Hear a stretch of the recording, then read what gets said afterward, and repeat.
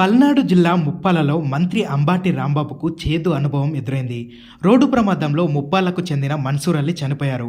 ప్రమాదానికి కారణమైన డ్రైవర్ను పట్టుకుని గ్రామస్తులు పోలీసులకు అప్పగించారు. అయితే స్టేషన్ బెయిల్పై డ్రైవర్ను వదిలేశారు. దీనిపై ఆగ్రహించిన గ్రామస్తులు పోలీసుల తీరుకు నిరసనగా ధర్నా చేపట్టారు. అయితే దీనిపై అంబాటి రాంబాబు సరిగ్గా స్పందించలేదని గ్రామస్తులు ఆరోపిస్తున్నారు. ఆ కోపంతో మన్సూర్ అలీ మృతదేహానికి నివాళులు అర్పించడానికి వచ్చిన మంత్రి అంబాటి రాంబాబుపై బూతులతో విరుచుకుపడ్డారు.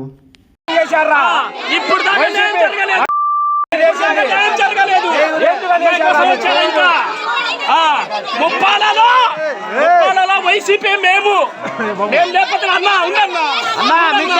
మాట్లాడాలన్నా మేము ఓట్లేసి గెలిపించాము. ఇప్పుడు ఎందుకు వచ్చాడు